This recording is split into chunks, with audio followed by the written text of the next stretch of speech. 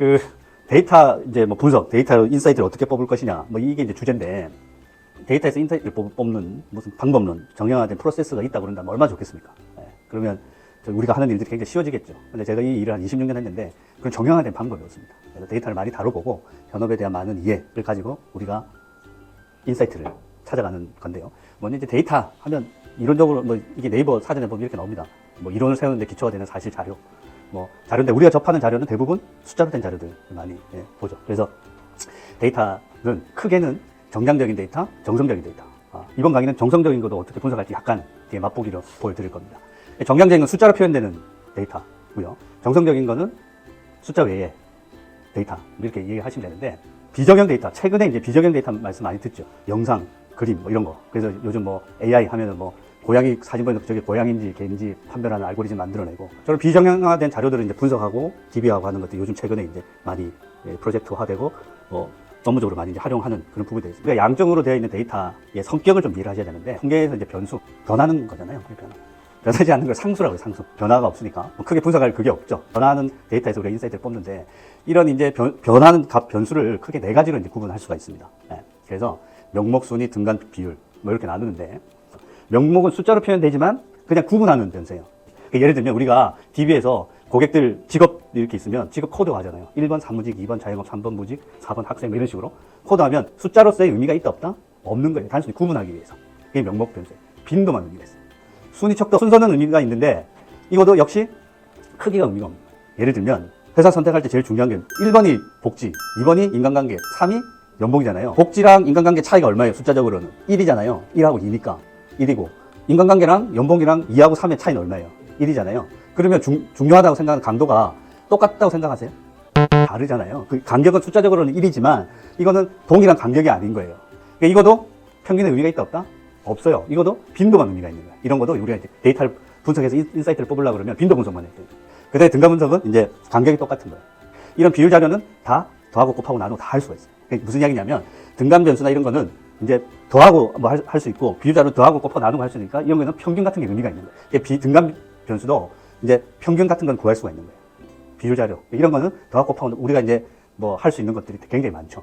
그래서 내가 분석하는 데이터가 주로 어떤 거냐 보시는데, 예를 들면 연봉이 2천만 원 이하를 1번, 4천만 원에서 2천만 원을 2번, 6천만 원에서 4천만 원을 3번 이렇게 하면 이거는 명목화되는 거잖아요.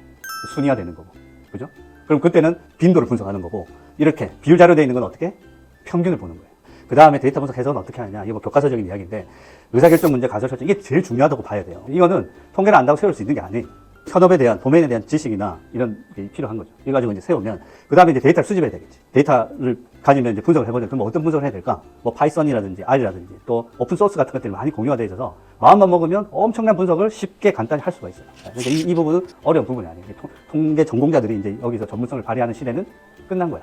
어떻게 보면 여러분들은 여기서 전문성을 발휘하셔야 돼요. 여러분들이 제일 많이 쓰는 게 평균수로, 뭘 대표하는 값으로 많이 쓰죠. 예를 들면 뭐 여기 계신 분들의 뭐 근속 연수 평균, 연차가 보통 1.5년 정도 되시는 분들이 이 강의를 듣는구나, 이렇게 되죠. 물론 이렇게 함으로써 데이터에 손실이 있죠.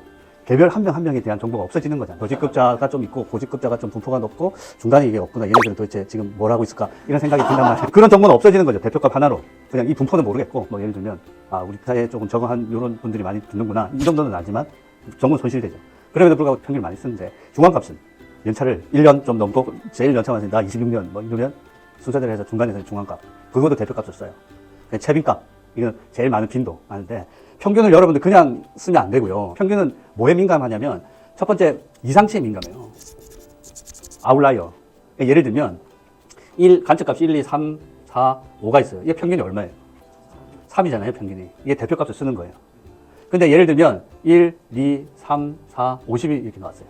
이게 좀 이상한 값이 나오는 건데, 이것도 이렇게 하면 12가 되는 거죠. 갑자기 평균 대표값이 확 뛰는 거예요. 근데 이걸 중간값으로 보면 3이죠. 이거 중간값 하면 3이에요. 그럼 이거는 변화가 없죠. 이상치가 생기더라도 중간값은 이상치에 큰 영향을 안 받아요. 그래서 이상치가 있는지 없는지를 잘 확인을 하셔야 돼요. 두 번째, 분포를 보셔야 돼요. 그러면 여기 값이 나올 수가 있어요, 없어요? 나올 수는 있죠. 나올 수는 없는데 굉장히 드물게 나오는 거야. 그래서 이거는 아웃라이어야. 제거를 하고 평균을 구하는 거예요. 그래서 몇 가지 이제 아웃라이어를 제거하는 방법 설명을 드릴 건데, 이 분위수 범위라는 게 있어요. 여기 25%, 여기 75%, 여기 안에 50%의 관측치가 있는 거예요. 요것이 분위수 범위예요. 이게 넓으면 분포하지만 거고, 요 좁은 간격 안에 50%의 데이터가 있으니까 굉장히 밀집되어 있겠지. 분위수 범위를 베이스로 해서 요거에 1.5배 밖에 혹은 3배 밖에 있는 값을 아웃라이어로 정의를 하는 거예요. 밖에 크거나 낮거나 하는 게 아웃라이어 이상치 제거하는 거예요. 그렇게 해서 평균을 봐야 된다는 거예요. 그래서 우리가 대표값으로 저는 중위수, 분위수 뭐 하는데 이상치는 꼭 봐야 되고 분포가 어떤 분포인가. 평균의 의미가 있으려면 분포가 단번 분포가 돼요. 그다음에 분산, 퍼져 있는 정도. 분산이 크다, 표준 편차 크다 그러면 데이터가 평균 중심으로 많이 흩어져 있는 거고. 예를 들면 분산이 작다, 표준 편차 0이다. 평균 중심으로 다 붙어 있다는 거야. 상수, 변화가 없는 거야. 그런 데이터는 없겠지. 없어요. 현실적으로. 표준 편차는 평균 기준으로 관측값들이 평균 얼마만큼 떨어져 있냐. 그게 표준 편차. 표준 편차를 제곱한 게 분산이에요. 왜 제곱을 했을까? 예를 들면 평균을 중심으로 플러스 10인 값이 있고 마이너스 10인 값이 있잖아요. 그거는 평균을 중심으로 떨어져 있는 정도는 똑같아요. 근데 하나는 마이너스고 하나는 플러스니까 이걸 제곱을 하는 거야. 부호의 효과를 제거한 거예요. 그래서 그 제곱한 거를 다시 루트를 씌운 게 표준 편차. 표준 편차를 그냥 막 넘기시면 안 돼. 여러분. 예를 들면 디자인, 사용 편리성 이 두 개를 만족도를 물어봤어요. 7점 만점으로 해서 3.8점이 이렇게 나왔어요. 3.8점. 그러면 UX에 만족하고 사용 편리성에 만족도 3.8이니까 똑같은 수준입니다. 이렇게 얘기할 수 있을까 없을까? 다른 거죠. 분포, 분산 뭐 이런 게 달라지기 때문에 다른 거예요. 이런 걸 봤을 때는 호불호가 날리는 거야. 이건 일관성 있게 편리성에 대한 건 일관성이 있는 거죠. 예를 들면 전자상거래 가능성이 분산이 낮다는 거는 그 평균을 중심으로 밀집되어 있으니까 서비스가 유사하게 제공되고 있다는 걸 의미하는 거예요. 그래서 단순히 우리가 평균만 보지 말고 분산도 같이 보면 그 자료 흐트림 정도를 가지고 어떤 서비스나 이런 것들이 제공되는 이런 게 달라질 수 있습니다. 그 다음에 또 하나, 표준화가. 표준화는 여기 보세요. 원데이터 빼기 평균 빼기 표준 편차 하면 표준화 하는 거예요. 이게 어떤 값이든 간에 평균이 얼마? 0이고 분산이 1이 되는 거예요. 신기하죠? 안 신기해요? 나 엄청 신기한데? 그래서 이 표준화를 왜 하냐? 이게 0이라는 건 뭘 의미하는 거예요? 분자가 0이 돼야 되는 거잖아요. 분모가 0인 건 있어 없어? 없잖아요. 그러니까 되려고 그러면 표준화된 값이 0이 되려고 그러면 분자가 0이 돼야 되잖아요. 분자가 0이 되려고 그러면 이 원데이터하고 평균하고 어떻게 돼야 돼요? 같아야 되죠. 그래서 여기 보시면 월평균 카드 이용했어요. 이 사람이 29개 쓰는 거나 우리는 지금 우리 지식으로는 평균 30일에 하루에 한 번꼴로 쓰는데 이 사람은 29개 쓰니까 평균 비슷하게 쓰는구나. 그렇게 이해를 하시잖아요. 그러니까 원데이터를 봐서 시사점을 얻을 수도 있지만 그 옆에 표준화된 값을 보면 훨씬 더 통계적으로 인사이트를 뽑을 수가 있어요. 그래서 이 표준화 값을 잘 이용을 하시면 되고, 그 다음에 이 표준화는 이제 이론적으로 보면 반의 효과를 제거하는 게 있어요. 서비스 이용 횟수가 10회, 서비스 이용 기간 10, 이 숫자적으로 10이 똑같지만 단위가 같아야 틀려요. 틀려요. 동일 선상에서 비교할 수가 없어요. 그럼 어떻게 된다? 서비스 이용 횟수도 표준화, 그 다음에 서비스 이용 시간도 표준화하는 거예요. 그래서 예를 들면 서비스 이용 횟수를 표준화했더니 마이너스 1이 나오고 서비스 이용 시간 10을 표준화했더니 플러스 1이 나와요. 그러면 달라지는 거예요. 그때는 마이너스 1하고 2하고 비교할 수가 있어요. 근데 이거는 비교할 수가 있다 없다? 없는 거예요. 우리가 가설 검증을 해야 되는데, 만약에 모집단이라 그러면 가설 검증을 필요하지 않는 거예요. 네. 근데 이 가설 검증은 왜 필요한가 하면 샘플이 정확하게 이제 대표할 수 있는 샘플이 뽑혔냐 안 뽑혔냐는 거예요. 예를 들면 여기가 모집단을 생각해봐. 우리 이 모집단의 연봉 모평균, 연봉의 평균을 알고 싶어요. 그래서 내가 샘플을 뽑았어. 요 앞에 4명만 뽑았어. 그래서 우리 여기 있는 모집단의 평균이 4천만 원이야 이렇게 예측할 수 있잖아요. 추정할 수 있잖아요. 그럼 이제 잘된 추정이에요, 잘못된 추정이에요? 잘못된 추정이겠지. 연차 짧은 사람들만 랜덤하게 이렇게 딱 뽑아서 이렇게 뽑아야 정확하게 되는 거예요. 그러니까 이게 잘못된 추출이냐, 이 정도 확률로 이제 뽑으면 이게 정확하게 추정이 되고 있는 거냐, 안 되고 있느냐를 확인을 해야 돼요. 이게 가설 추정의 기본인 거예요. 그러니까 여러분들 우리가 데이터를 가지고 있는데 이게 모집단의 데이터냐, 샘플의 데이터냐, 이런 걸 잘 이해를 하셔야 되고, 그래도 우리가 모집단인데 그래도 가설 검증을 하겠다 그러면 이게 슈퍼 파퓰레이션이라는 게 있어요. 이거보다 정말 더 큰 뭔가의 집단이 있을 거야 라고 가정을 하고 또 추정을 하기도 해요. 주사위하고 동전이 있어요. 가설은 이런 거예요. 자, 동전 던지는 거랑 주사위 던지는 거랑 관련이 있어요, 없어요?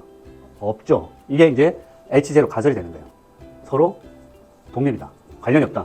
예를 들면 이걸 120번을 던져. 그럼 이거 두 개가 관련이 없다라는 게 참이야. H0 참이라고 한다면 여기 몇 번 정도 넣을 것 같으세요?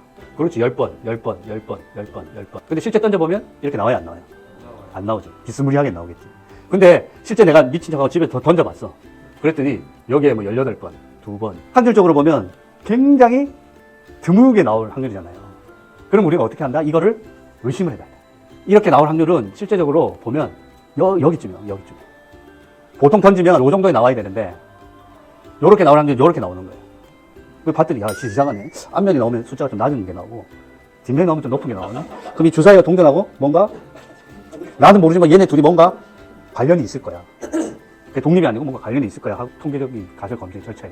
그래서 무조건 기무가설, 요걸 참이라고 해요. 진실이라고 생각하고 검증 통계량을 만들어요. 이게 참이라고 생각하고 만들었더니 여기 나와서 검증 통계량이. 그러면 이걸 어떻게? 확률적으로 어떻게? 나올 수는 있지만 미안하다. 넌 아닌갑다. 그게 이제 기준 인계값이라서 여기 이제 95% 정도가 들어오면 요 안에 들어오면 참일 거야. 정말 2.5% 있는 거는 2.5% 정도 확률로 나올 수는 있지만 어떻게? 그리고 기가 가는 거야. 신뢰 수준 95% 이런 이야기 많이 듣잖아요. 95% 신뢰 수준이라는 건 뭘? 누가 클라이언트 물어봤다. 그럼 어떻게 대답해요? 95%만 믿어라. 나의 마음을 95%만 밀어라. 무슨 이야기냐면 이렇게 4명 뽑는 걸 한 100번을 무작위로 뽑으면 모집단의 모수가 그 사이 3.1%포인트 안에 들어온다는 거예요. 그게 무슨 이야기냐면 이런 샘플을 100번 뽑으면 95번 정도는 똑같은 결과가 나온다는 거예요. 5번 정도는 틀릴 수 있는. 99% 신뢰 수준은 1번 뽑으면 한 번 정도 틀릴까 말까 하는 그게 99% 신뢰 수준.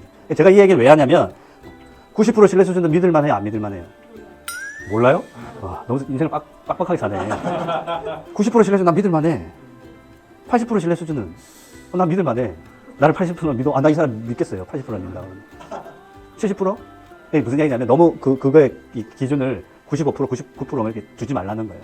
나는 이걸 차이 난다고 이게 다 의사결정하고 싶으면 80% 정도 수준에서는 의사결정이 달라질 수도 있는 거예요. 물론 그걸 클라이언트한테 이해시키기는 더더욱 어렵겠지만 우리가 의사결정하는 문제에 있어서는 지나치게 95%, 뭐 99% 뭐 이런 거는 자연과학이나 이런 데서 쓰는 거고 뭐 논문 쓸 때나 하는 거고 우리가 의사결정할 때는 조금 융통성을 가지고 신뢰 수준 85%? 난 좋아. 85%면 오케이. 뭐 이럴 수 있는 뭐 그런 걸 하시면 되죠.